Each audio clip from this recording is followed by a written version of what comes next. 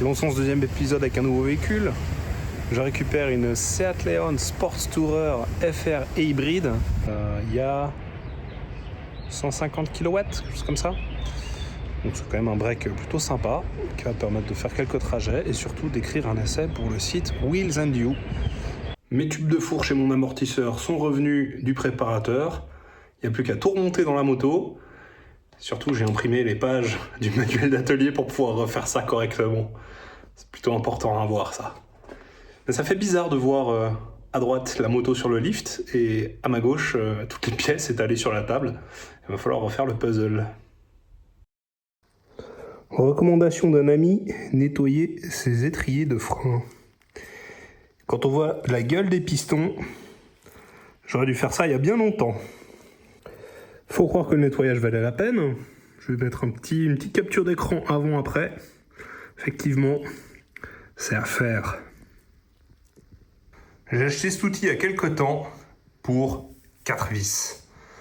Les vis qui m'emmerdent le plus à défaire. Évidemment, je ne serre pas avec ça. J'approche tout doucement avec ça et je finis avec les dynamométriques.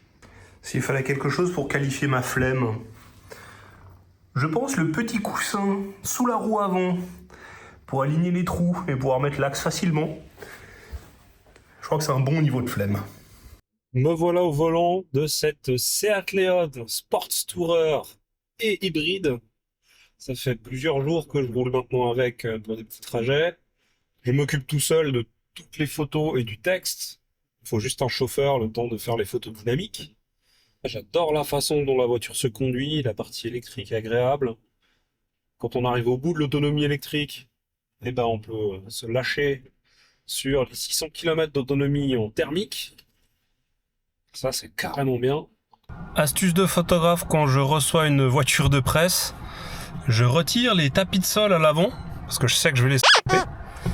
Je les range bien au propre. Et quand je fais...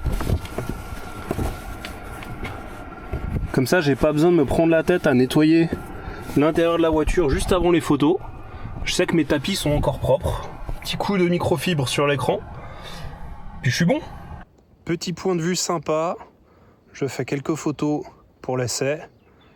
Puis surtout, j'ai un peu profité de la voiture. Ça faisait très longtemps que je n'avais pas pris une voiture un peu plaisir. Même si c'est un break, hein, ça reste quand même un peu plus dynamique que ce que j'ai eu avant. Mon essai précédent, c'était un Dacia Duster. Forcément, c'est pas la même ambiance. Et là, je dois avouer, j'ai un peu bombardé sur le chemin, je suis à la montagne. Ça tient vachement bien la route, hein. Il y a du train avant, le poids des batteries à l'arrière équilibre la voiture. Le moteur électrique, il donne beaucoup. Il y a de la puissance qui est dispo tout de suite. Forcément, c'est l'avantage. Puis après, le moteur thermique s'allume avec la boîte DSG. Vraiment, il y a du potentiel. Je pense un père de famille pressé peut vraiment s'amuser avec ce truc. Mardi 17 juin, 6h20, je m'apprête à faire un voyage à la fois utile et utile. Tout simplement parce que je pars à Sursee, au siège de Yamaha, où j'étais déjà il y a quelques semaines. Cette fois, j'ai un rendez-vous avec l'un des experts marketing et communication du groupe pour pouvoir discuter justement des performances du site et éventuellement avoir des projets pour les saisons suivantes. Et surtout, je vais faire tout le voyage avec la Seat. Donc ça va me permettre à l'aller de faire un test sur l'autonomie avec une batterie entièrement chargée. Et au retour, je vais volontairement pas charger la batterie, refaire le plein juste avant pour avoir une différence entre batterie pleine, batterie vide, voir combien consomme le moteur essence. Au départ, 590 km d'autonomie thermique, 119 km d'autonomie électrique. On va voir ce que ça donne. Derrière moi, le siège de Yamaha Suisse à Sursee. Et mon rendez-vous est dans 10 petites minutes. Je vais pas trop traîner. Et puis j'espère que ça donnera des belles collaborations pour la saison à venir. Super réunion avec Yamaha, il y a eu des bonnes discussions. Et je suis déjà sur le chemin du retour. Vendredi 20 juin, je suis au circuit de l'Ednon avec le Norton Sport Club, les sorties de Norton. J'ai pris l'habitude de venir rouler avec eux en été, il y a tous les potes. Et là, le but, c'est forcément de mettre au point la suspension. Comme elle sort du préparateur, il faut faire les réglages fins. Il y a déjà eu un réglage statique de fait, mais il va falloir affiner ce réglage. Pour l'instant, je trouve que la fourche remonte un peu vite. Elle me fait parfois des rebonds un peu bizarres. Et pour le reste, je trouve l'usure des pneus visuellement est propre. Les pressions sont bonnes, il fait extrêmement chaud. Ça, faut en tenir compte. Mais pour l'instant, bon feeling, un peu de fatigue. Je crois que la moto est encore trop physique pour moi. Faut peut-être l'adoucir un petit peu. C'est quelque chose que je vais affiner là dans la journée avec le préparateur. Et puis, priorité au plaisir. Il y a 3 jours à faire, donc on va pas prendre de risques inutiles et puis profiter du roulage parce qu'on a 3 jours de soleil annoncés. Donc si on laisse tomber une session ou l'autre, c'est pas vraiment grave. Retour de Lédenon, la suspension est réglée. J'ai pu finir un train de pneus qui me restait. Là, c'est un autre train que je suis en train de finir. Mais par contre, le problème électronique sur la moto semble être revenu. Moi, je ne l'ai pas eu pendant 5 jours de piste. C'est vraiment à la toute fin que c'est revenu. Donc on va devoir chercher un petit peu plus d'où ça vient. Et surtout, l'autre problème que j'ai, c'est mes freins. J'ai eu beau purger, purger et repurger. On suspecte une vis de purge de suinter. C'est même pas une fuite, hein, c'est vraiment une humidité qui apparaît de temps à autre quand le levier commence à toucher mes doigts.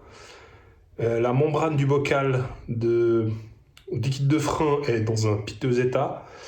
Donc, il va falloir faire quelque chose. J'ai commandé des pièces. Donc j'ai commandé une paire de bocals. De toute façon, pour le prix que ça coûte, c'est pas vraiment un problème. J'en mets un d'avance si besoin. Kit de joints, all balls, avec les goupilles, les banjos, enfin les joints pour banjo et la totale. C'est plutôt cool. Un Brembo PR19 RCS. Celui que j'ai a un peu de vécu déjà. Il a été fraisé en bout de ligne droite au Mugello, mais sur une autre moto. Puis ensuite j'avais pu le récupérer parce qu'il fonctionnait encore. Mais en tout cas il est plutôt beau. On suspecte que l'intérieur a aussi un peu pris avec le temps forcément. C'est peut-être mieux de remplacer ça. Le prochain roulage, 8, 9, 10 août, à Manicourt avec Ibis. J'ai le temps de voir venir. Nouvelle voiture d'essai que j'ai maintenant depuis une semaine, c'est une Skoda Elroq 85, donc une version de base avec une batterie juste plus grande. Elle a 77 kWh, elle a une autonomie annoncée de 400 et quelques kilomètres. Ça me semble pas tout à fait réaliste, hein. Évidemment, l'utilisation des protocoles d'homologation des batteries, c'est pas tout à fait ça. J'ai cette voiture maintenant depuis une petite semaine et je la rendrai la semaine prochaine. Donc c'est la deuxième que j'essaie d'affiler après la Seat. Je préférais la Seat effectivement parce que le côté thermique, le côté fun qui est présent est beaucoup plus intéressant que 100% électrique en permanence. Mais voilà, en tant que journaliste moto et auto, je dois être curieux de tout, dont ces véhicules-là. Donc l'essai va suivre, ce sera sur wheelsandyou.com très prochainement. Donc j'étais en pleine séance de photos. L'intérieur est très cool avec un tissu mix avec du cuir et un autre tissu plus resserré. Ces grosses mailles là, ça permet une circulation de l'air sous le corps qui est très agréable, mais c'est pas des sièges ventilés pour autant. On a plein d'éléments qui sont dignes de Skoda, tout simplement parce qu'ils disent toujours Simply Clever, à savoir le rangement là en bas.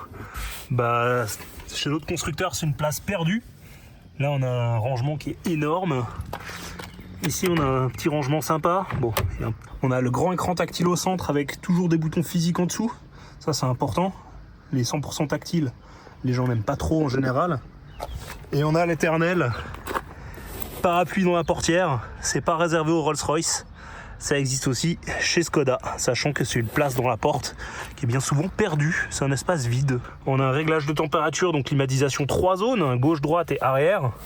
Des prises USB-C pour les passagers arrière. Petit tour de la Skoda Elroq à l'intérieur. Mercredi 2 juillet, chargement un peu spécial.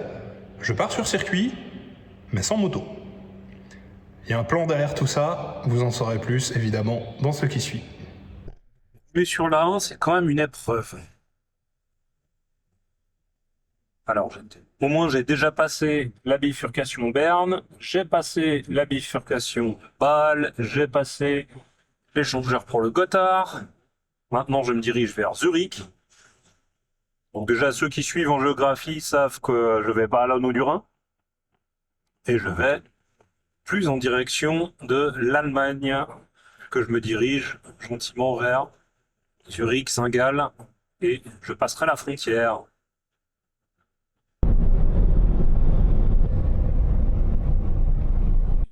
Pourquoi avez-vous fermé la voie de gauche? J'aimerais bien savoir.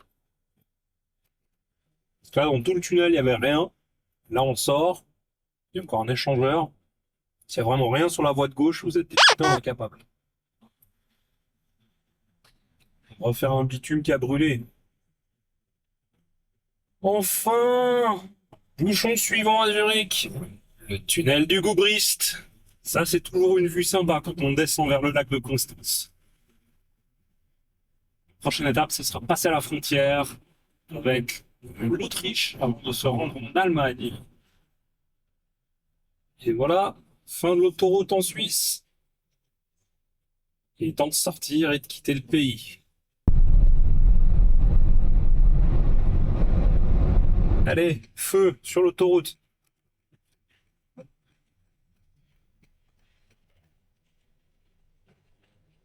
Et paf, des travaux. Une vraie frontière européenne. On quitte l'Autriche, on entre en Allemagne, il n'y a rien à voir, circule à 80 km/h. J'arrive sur l'autoroute périphérique de Munich. Et il y a une très bonne raison à ça. C'est pour le constructeur local. Et là à gauche, on voit Garmisch-P, c'est Garmisch-Partenkirchen, où ce week-end, il y a les BMW Motorrad Days 2025. Il n'y aura pas d'édition 2026, ça c'est déjà sûr. Mais c'est pas là que je vais aller. Je fais une étape donc à Munich. Et ensuite, le road trip continuera demain.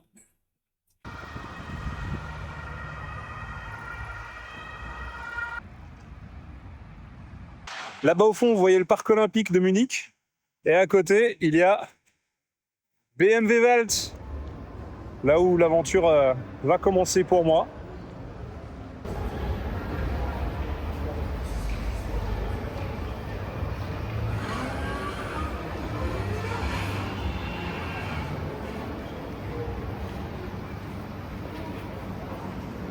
Un peu d'insolence. La M4 GT3 qui a gagné les 24 heures de Nürburgring il y a tout juste 10 jours est déjà exposée chez BMW Welt. Quelle bagnole, oh, je vous jure. La tour BMW, on dirait vraiment la tour du méchant dans un film. La gueule de ce bâtiment, c'est vraiment spécial. Nuit étape terminée. Maintenant, cap sur mon point de rendez-vous pour récupérer la moto. Vous en doutez de ce que c'est.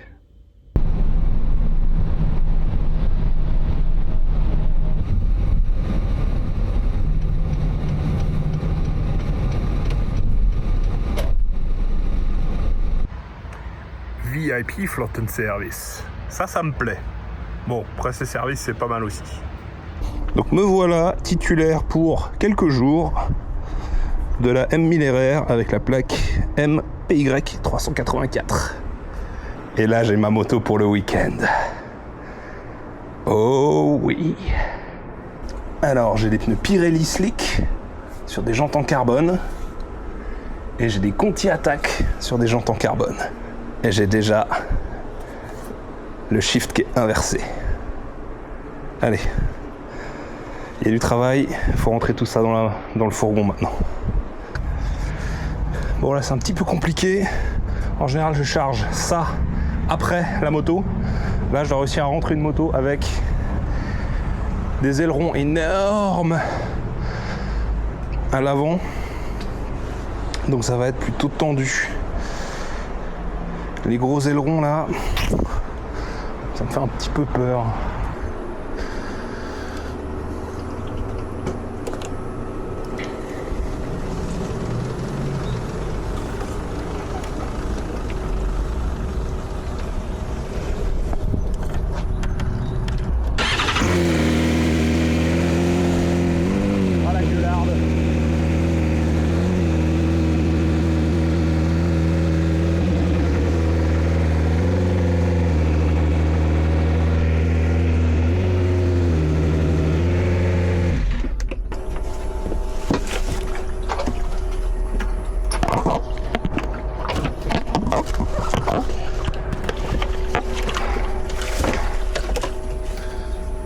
Ça, c'était ma main.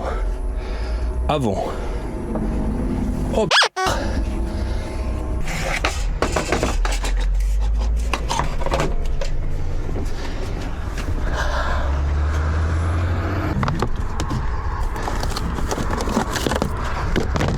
et surtout porter des gants, hein.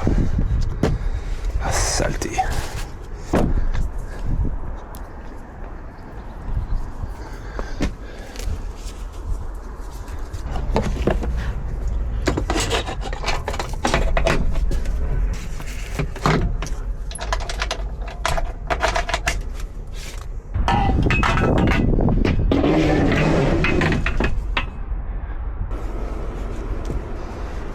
Le poids de ces jantes en carbone, c'est improbable. Ça ne pèse rien.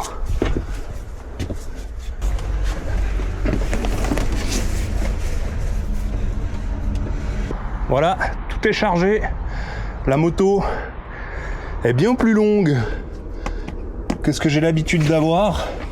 Normalement ici, derrière ma R6, j'arrive à caser la glacière très largement. Là, ça va fermer un peu plus juste. Mais tout est passé, j'ai les béquilles, j'ai le tapis, j'ai les roues. Ça c'est valeur inestimable.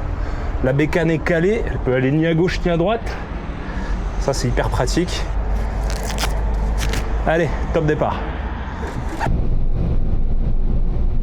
Me voilà derrière une voiture d'auto-école qui tient un bon 140 sur l'autoroute avec manifestement un élève.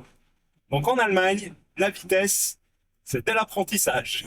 Je suis dans un petit village autrichien où j'ai réussi à trouver du diesel à 1,46 le litre. C'est juste improbable.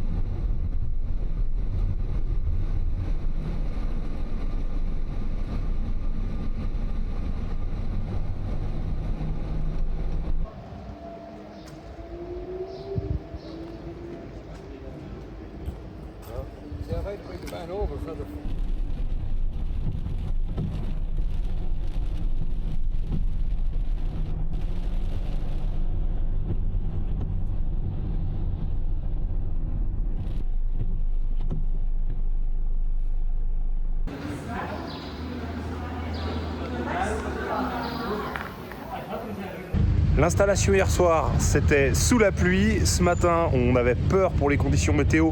Finalement, il fait beau. Par sécurité, j'ai quand même mis les pneus rainurés parce que j'ai pas envie d'arriver sur une trace humide sans le savoir avec des slicks. Mais en tout cas, tout ça, c'est préparé. J'ai le deuxième jeu, tout va bien. Prochain départ, 9h04. Première fois pour moi sur cette piste en moto. Et on va bien voir ce que ça va donner avec 218 chevaux et une moto que je connais à peine. Sur un circuit où j'ai quelques repères, mais aucun repère de freinage ou quoi, je sais juste où je me trouve. Ça va être un peu tendu, un peu de suspense, donc maintenant échauffement, rentrer dans la combi et puis partir en piste pour la première fois avec des pneus que je ne connais pas. Je reviens de ma première session ever sur le Red Bull Ring. Le circuit est effrayant. Tu te demandes comment est-ce qu'ils atteignent des vitesses pareilles. Puis la moto est effrayante aussi. Bon, la démultiplication, c'est pas du tout ça. Hein. Tu peux pratiquement tout faire en deuxième, troisième. Donc, il faudra changer les pignons de couronne, à mon avis. Pour faire de la piste, évidemment. Hein, pour un usage standard, chacun s'amusera avec la version standard.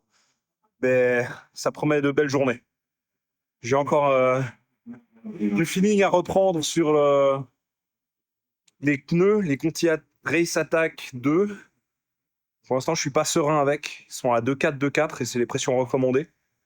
On verra bien ce que ça donne plus tard. Après, j'ai des slicks Pirelli qui m'attendent. Il faudra juste que je fasse un changement de jantes. Petit résumé de la matinée, j'ai fait 3 sessions avec la BM et à la pause de midi, gros orage. C'était incertain pour reprendre avec des pneus rainurés, mais ça a séché hyper vite. Et puis finalement, ça m'a fait un témoin d'essence, parce que j'ai pas fait le plein à midi. Et là, on vient de remettre 13 litres après la pause. Donc j'ai raté une longue session à cause de ça. C'est comme ça, hein. J'aurais dû faire le plein plus tôt. Et maintenant, je sais que témoin de réserve, c'est 13 litres. Donc probablement que je m'arrêterai plus tôt pour remplir de 10-12. À 17h30, le circuit ferme pour nous. Ces gens-là, ils vont pouvoir continuer de rouler parce qu'ils font des stages avec les KTM Crossbow. Fin de la première journée au Red Bull Ring. D'excellentes sensations. J'aime beaucoup ce circuit. Il y a des virages avec des freinages en descente. On se dit, mais je vais jamais réussir à m'arrêter, ou en tout cas à rentrer à la bonne vitesse. Et finalement, au chrono, ça dit 1,54, je crois, 54 régules. Pour une première, ça va. Après, on trouve des temps en 44 sur Internet avec une moto semblable, ou alors même pas une M. Donc, il y a du taf. Et puis, maintenant, j'ai prévu de faire tout ce qui est statique et beauty shot ce soir. Donc maintenant, j'ai un topo à vous faire de tout ce qu'il y a à faire sur la moto avant de pouvoir faire des images. Alors, il y a un peu de travail à faire sur la moto. Déjà, un bon coup de propre, ça lui fera pas de mal, même si après chaque session, je la nettoyais pour avoir des belles photos. Va y avoir du nettoyage à faire. Ensuite, j'ai roulé toute la journée avec des Conti Attack 2. Demain, je serai en slick, vu qu'il y a moins de risque de pluie. On m'a prévu un train de SC1 devant et SC0 derrière.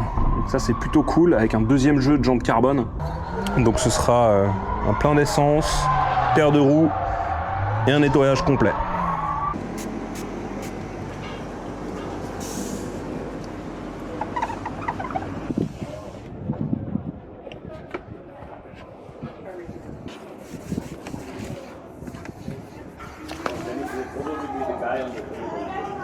Alors, le changement de roue, quels outils on a besoin? À l'arrière, c'est un écrou de 34, donc il faut acheter la douille à la bonne taille qu'on ne trouve évidemment pas dans la plupart des boîtes à outils déjà assemblées. Et c'est le seul outil qui est nécessaire à l'arrière, avec la dynamométrique pour le serrage. À l'avant, on a besoin d'un Torx de 45 pour les pieds de fourche et un Torx de 50 pour les étriers de frein. Et l'axe est lui un 6 pans intérieur en 24. Donc cette douille-là, qu'on trouve chez Beer, est très pratique.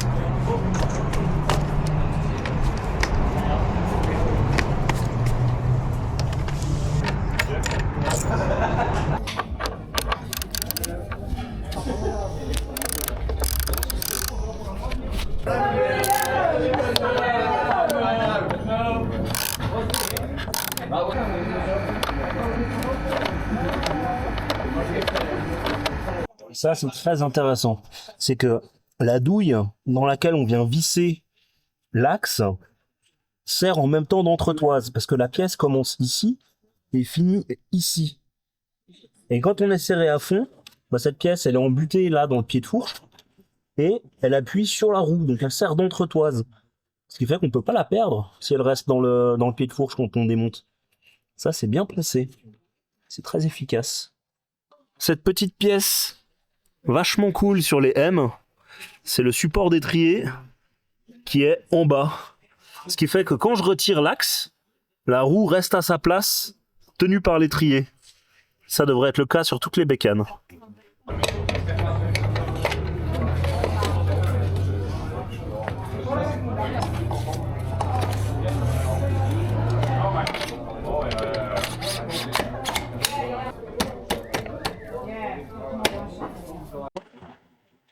Première séance de la journée, je pars en slick, manœuvre. J'adapte un petit peu les réglages de la moto parce qu'elle a des modes qui sont normalement réservés à des pneus slick. Un mode qui est beaucoup plus extrême. J'ai testé ça et arrivant trop vite dans un virage, je me suis fait une frayeur. Je me suis arrêté à 30 cm du bac. J'ai la vidéo, mais je sais pas si je vais vous la mettre.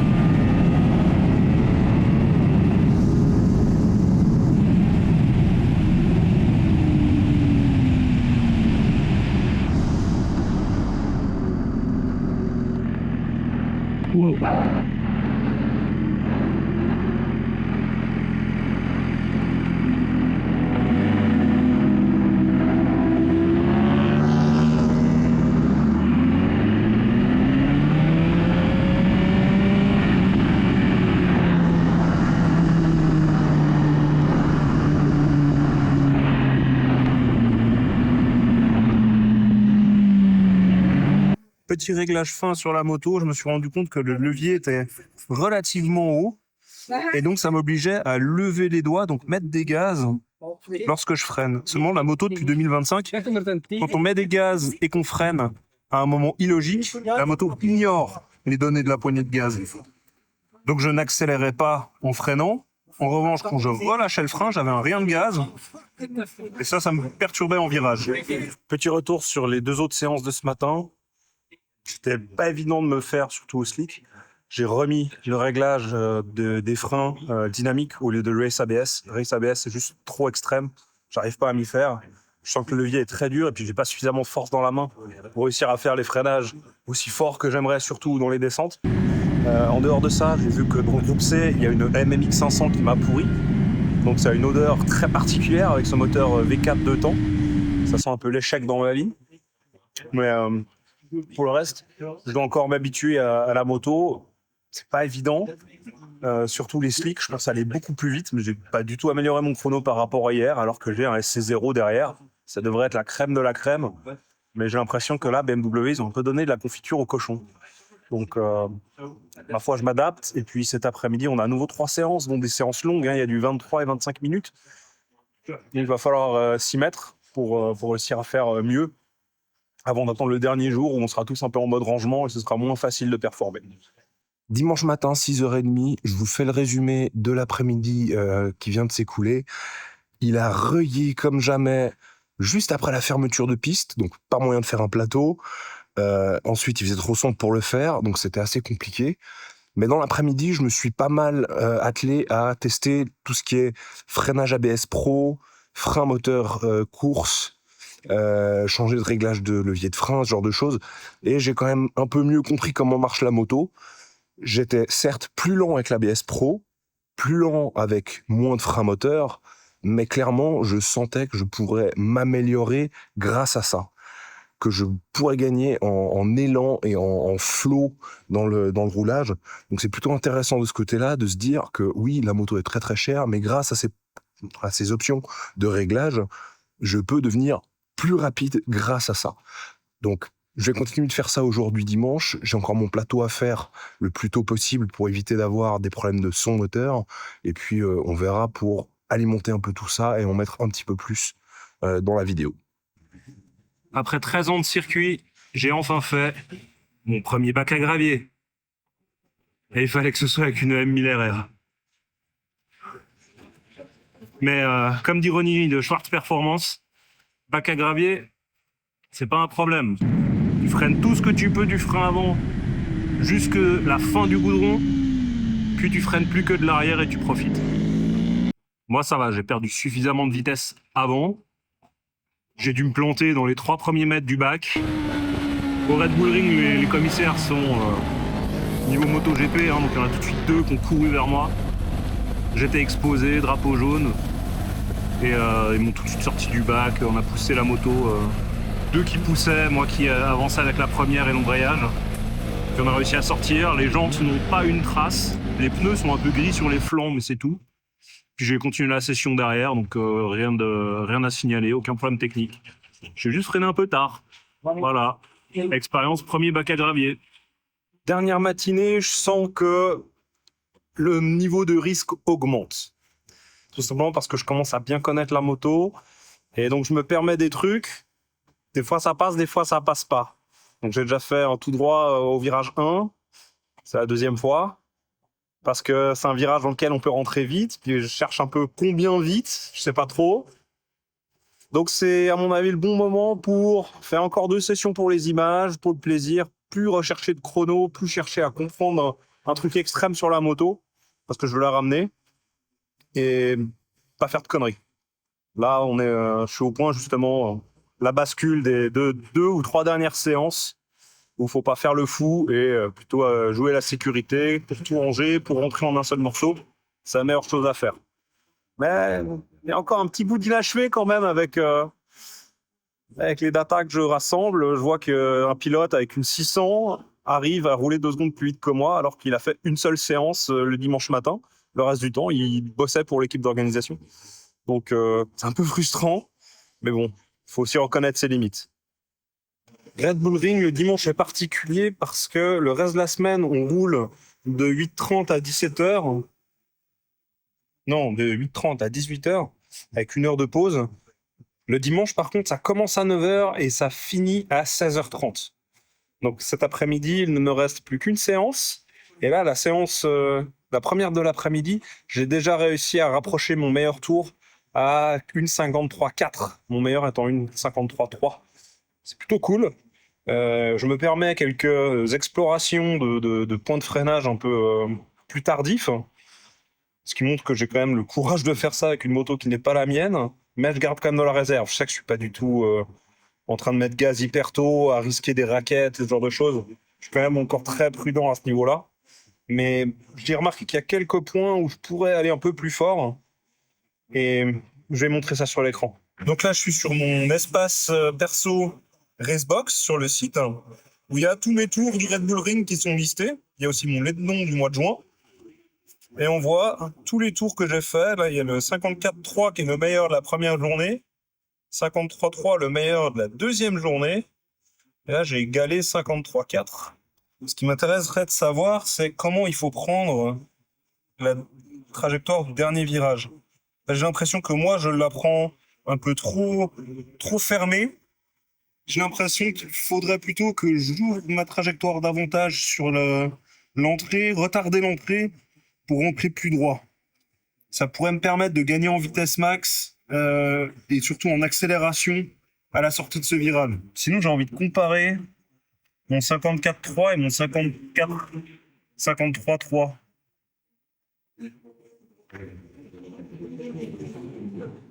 Et là, je peux voir où s'est joué ce 10e. Donc en rouge, là, je suis sorti beaucoup plus fort.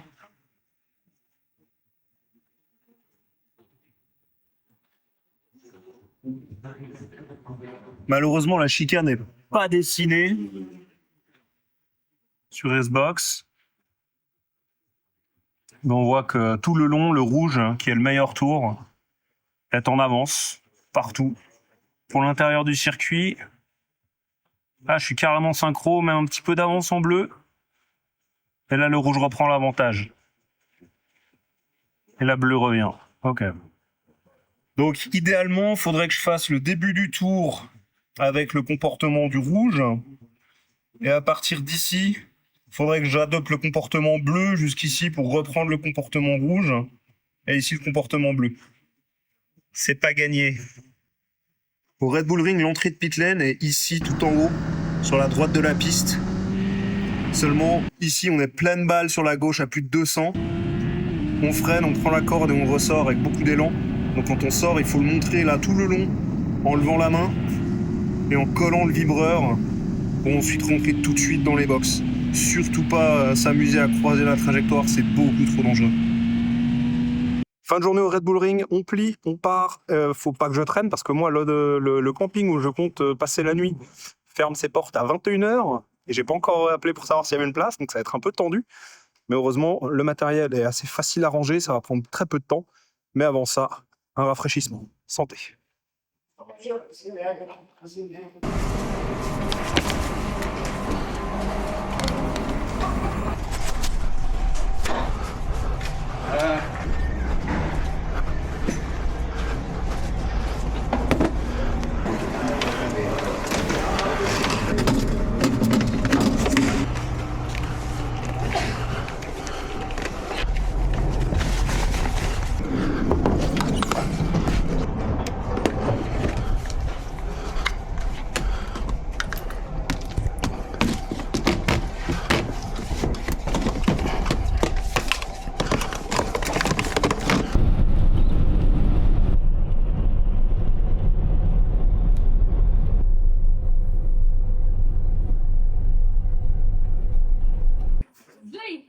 3h30 après le départ du circuit, je suis arrivé au camping juste avant sa fermeture.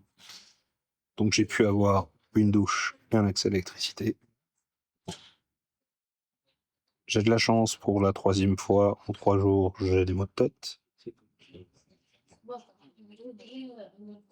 J'ai ramené la moto, elle est entière. Et comme la moto est dans mon van, j'ai pas du tout de place à l'intérieur de mon van.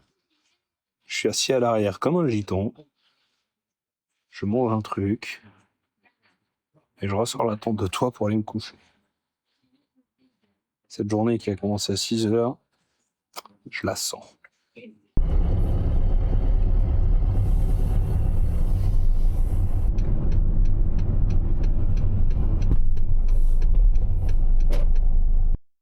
On est lundi matin, je suis de retour à Munich chez BMW Group pour le retour de la M1000RR. Malgré ma demande d'adoption, elle n'a pas été validée, donc je dois la rendre. Par acquis de conscience, je l'ai quand même bien nettoyée avant de la rendre. C'est quand même la moindre des choses. Ils m'ont permis de faire un essai extraordinaire, donc il fallait quand même rendre une moto dans le même état que celui qui me l'avait confié, sauf les 2 pneus slick qui ne sont pas neufs. Après ça, j'ai encore environ 6 heures de route pour rentrer chez moi. Ça va être une longue journée encore de route, parce que là, je suis quand même 3 jours de piste dans les pattes, une courte nuit. Ça va être plutôt tendu. La moto avait 1261 km quand je l'ai reçue, et actuellement, elle en a 1746. J'ai fait pas loin de 500 km sur le circuit.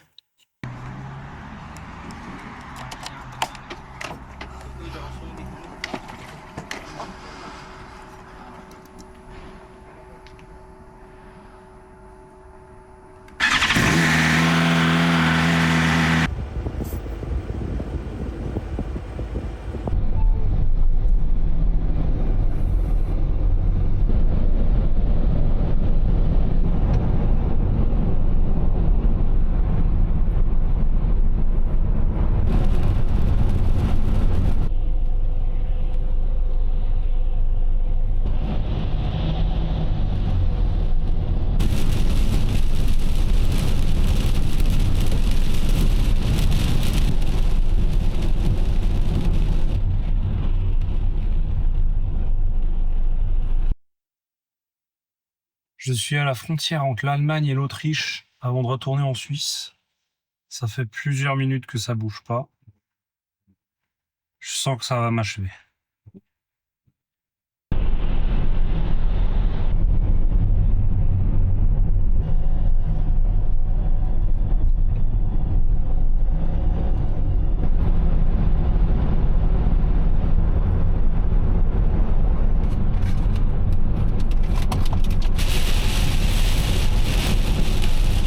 À partir de maintenant, le GPS dit 1 heure de route.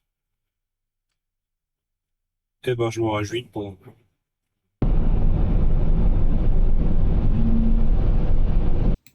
Retour du Red Bull Ring, forcément, on se met au bureau et on saisit en compta toutes les dépenses du week-end. Retour chez Amag Lausanne pour rendre la Skoda à la fin de ma période d'essai. J'avais cet Elrock maintenant pendant 2 semaines. Et il y aura prochainement l'essai à suivre sur wheelsandyou.com. Parmi tant d'autres projets, l'essai de la M1000RR est toujours en production. Le texte est écrit, mais voilà, ça prend encore du temps pour réussir à finir cet essai vidéo. L'essai de la BMW est en ligne sur YouTube depuis 4 jours maintenant, avec 1600 vues. C'est la dure réalité de YouTube, on n'a pas toute la visibilité qu'on aimerait quand on fait ce genre de projet. Mais j'en profite pour donner d'autres chiffres. Ce reportage, ça représente un investissement de 1400 € avec toutes les dépenses, hors montant, évidemment. Montant, ça représente 6 jours sur le terrain et 4 jours ici. Donc plus d'une semaine, près de 2 semaines de travail, 2 fois 5 jours. Autrement, on a eu 72 litres de samplon 28, 485 km sur la piste, 170 litres de diesel pour faire l'aller-retour. Voilà un peu ce que ça cache dans les coulisses. Maintenant, ce qui va suivre dans ce vlog, c'est dès demain mon voyage en Angleterre avec Honda. Je vais essayer un scooter électrique. pensez ce que vous voulez à ce sujet-là. Chacun son opinion sur la mobilité électrique. Moi, j'irai faire cet essai avec l'esprit ouvert, tout simplement, parce que je suis curieux de tout. Et ensuite de ça, il y aura normalement tous les travaux que je dois faire sur ma R6. Donc il y a quand même un peu de travail sur la moto avant d'arriver sur début août, le roulage Ebis Acid Trax à Manicourt. 1 mois et demi sans prendre l'avion. Bon, c'est pas vraiment grave pour mon bilan carbone. Mais ça faisait longtemps. Je me souviens à peine de l'effet que ça fait. Cette fois-ci, direction l'Angleterre. Ça fait des années que j'y étais pas, 2016 ou 2018. Donc ça fait plaisir d'y retourner. Qui dit vol pour l'Angleterre, dit vol après contrôle du passeport. Et oui, Brexit. Donc, couloir interminable pour se rendre à la porte d'embarquement.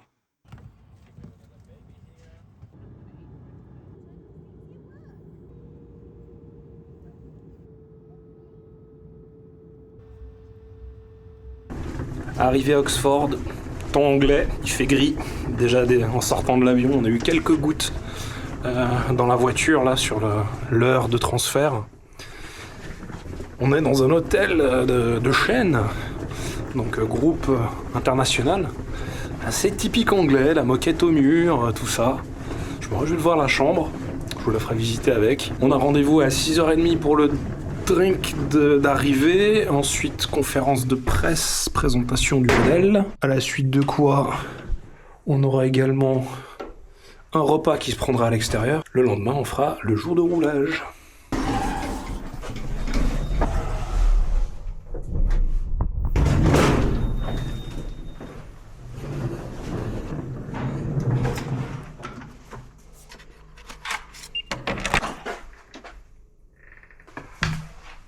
Ça par contre, c'est la merde.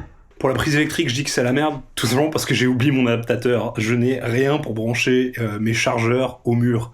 Va falloir que je trouve une solution.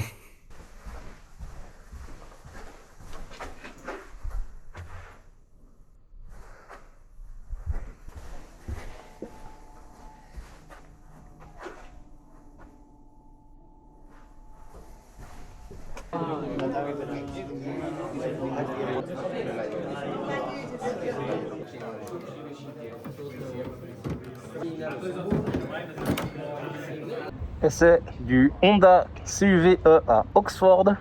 On a la version connected avec le grand écran 7 pouces. C'est très rigolo de rouler en ville en groupe avec un machin comme ça. Il y a zéro bruit, c'est hyper maniable. Franchement, c'est amusant. Ça donne envie de faire du tourisme avec, mais uniquement dans des grandes villes. Format court pour ce CUV-E. On est arrivé quelques minutes avant la conférence hier. Et aujourd'hui, on a terminé peu avant le repas. On a fait notre plateau en vitesse. Et puis là, on a déjà le transfert qui devrait arriver dans les minutes qui viennent pour retourner à l'aéroport. Donc ce sera un voyage qui aura pris un peu moins de 36 heures au total.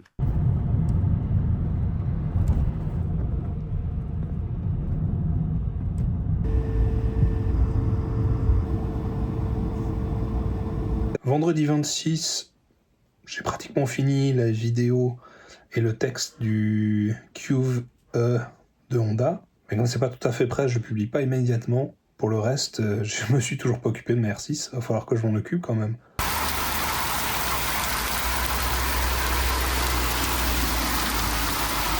Tu connais Farine de Blé Performance ? Peu importe la réponse, je vais te faire un briefing. Sur l'R6, on va changer son eau. Son circuit de refroidissement est vide. Ensuite, on a le système de frein. Donc je vais changer logiquement le liquide de frein. Le maître cylindre sera remplacé aussi, parce que celui que j'ai, il a été fraisé en bout de ligne droite au Mugello. J'ai mes joints d'étrier à changer. Là aussi, ça fait 7 ans que j'utilise la moto, il serait peut-être temps de changer ces joints d'étrier. Et je vais changer le bocal de liquide de frein avant. Et enfin, je vais changer la couronne pour passer en 0, donc en 45 dents, à la place de 47, parce qu'à Manicourt, il faut arriver à Adélaïde sans taper le rupteur comme un salaud. Accessoirement, quitte à démonter la roue, peut-être que je changerai le pneu arrière, pneu avant. Quoique l'avant, pas sûr de le changer. 3 jours à Manicourt, ça peut le faire.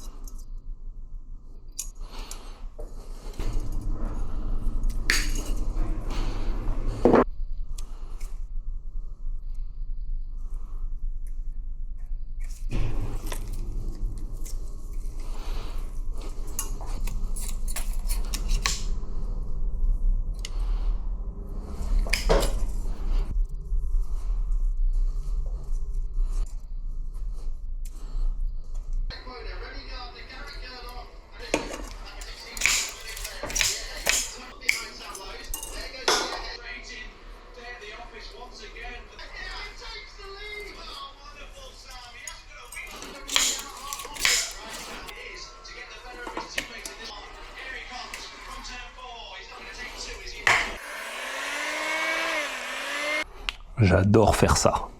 C'est tellement satisfaisant. Me voilà un 45 prêt pour Manicourt. Je pense qu'il peut faire encore un jour à Manicourt.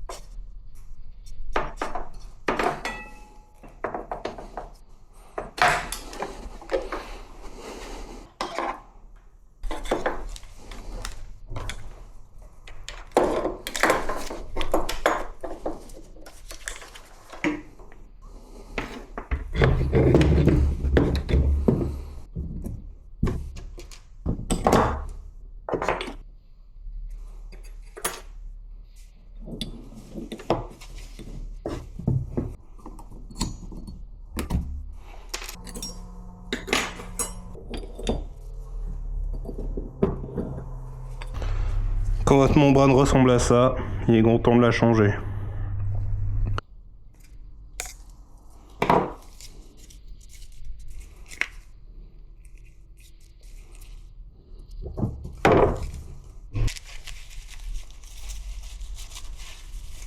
Bon, ce premier tri, j'ai pas tout filmé pour savoir ce que je fais. C'est quand même compliqué de sortir les joints. Les petits pistons, ça va, c'est assez facile. Je vais vous montrer ça sur le deuxième. Là, l'outil qui sauve, c'est cette pince qui s'écarte quand on appuie. Comme ça, on peut saisir le piston de l'intérieur et le sortir.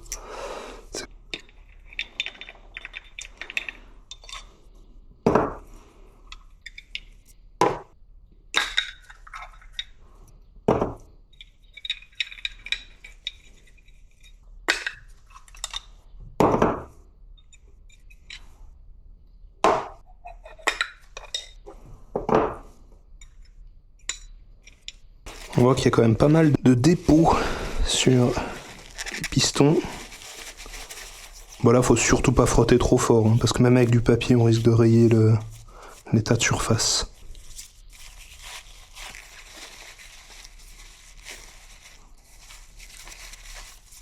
Faut surtout pas endommager l'étrier, parce qu'autrement, le joint ne sera pas étanche quand on l'aura remplacé. Donc il faut être d'une grande douceur pour réussir à choper que le plastique et l'extraire.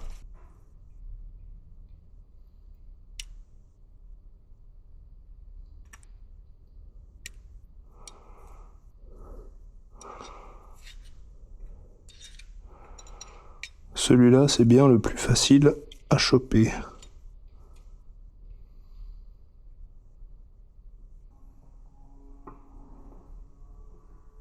Voilà des étriers tout propres qui sortent du bac à ultrasons. Le liquide de frein, c'est un liquide corrosif, donc on fait ça avec des gants. Par acquis de conscience, je vais quand même prendre du liquide neuf.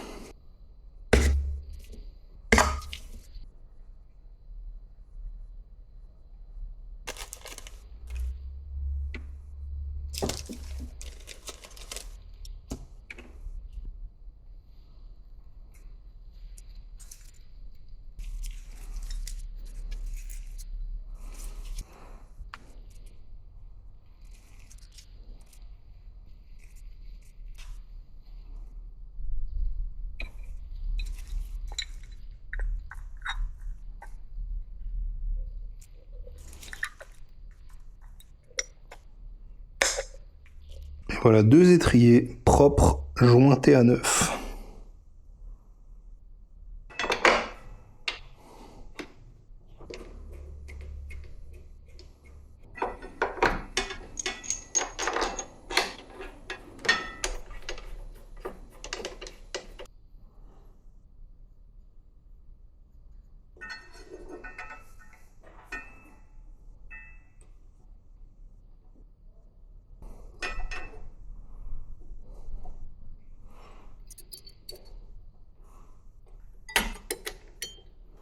Maintenant que les pistons et les plaquettes sont en place sur les disques, je vais sortir les pistons avec de l'air comprimé.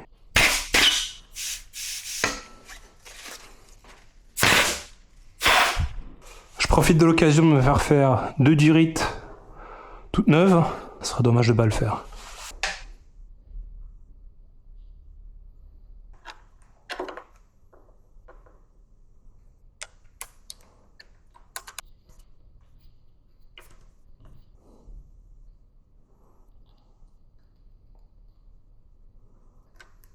Adieu les durites jaunes.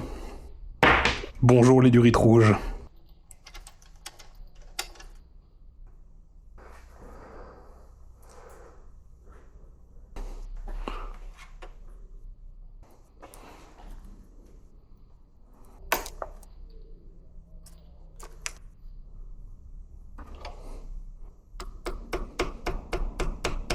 Est-ce qu'une astuce d'internet fonctionne pour sortir les bulles d'air de son système de frein?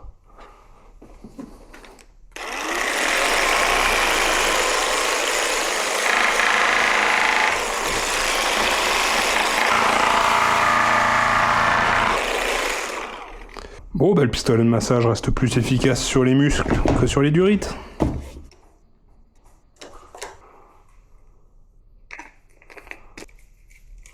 Ça y est, tout est monté. La purge, j'adore les durites rouges, elles sont superbes. Mais pour la purge, je suis pas hyper convaincu. J'ai l'impression qu'on peut mieux faire. Mais là, j'ai tout essayé.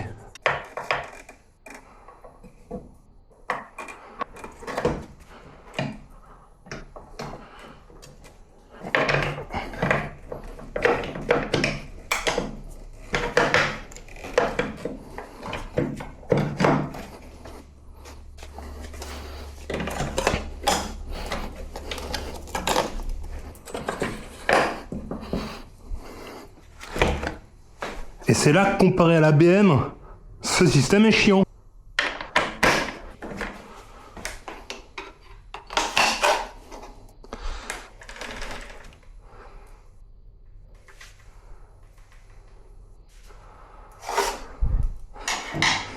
Si tu fais pas ta tension de chaîne pour ta démultiplication racing, tu vas pas aller loin.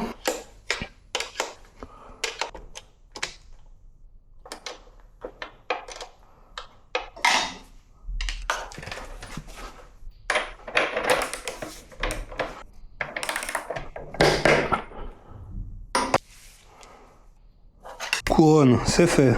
Frein, liquide, maître cylindre, joint d'étrier et bocal, c'est fait. Il reste faire le plein d'eau. Donc pour le liquide de refroidissement, là c'est très rempli. Mais en fait, j'ai simplement remis de l'eau dans le bocal pour voir ce que la moto va faire avec. Étant donné qu'elle m'a vidé l'eau de bocal sans raison, même dans l'atelier, je vais attendre de voir jusqu'où ça part, à travers le radiateur et la pompe à eau. Normalement, avec la vis de purge, ça devrait se vider dans le bac. J'imagine que c'est le joint de la vis de purge qui est pas étanche, parce que le reste, ça ne pisse pas. Jeudi 31 juillet, il y a eu pas mal d'actions à 9h pile ce matin parce que Suzuki présentait aux 8h de Suzuka sa toute nouvelle GSX-R 1000 2026. Moi, évidemment, à 9h, j'étais sur le pont pour vous faire la news qui est en ligne sur racinemoto.ch. À savoir que je travaillais déjà sur 2 autres projets en parallèle, dont celui d'une interview exclusive du nouveau PDG de KTM, Monsieur Gottfried Neumeister. Et là, me revoilà dans mon atelier, qui sert de studio, pour vous faire la vidéo sur cette interview avec le prompteur et les caméras.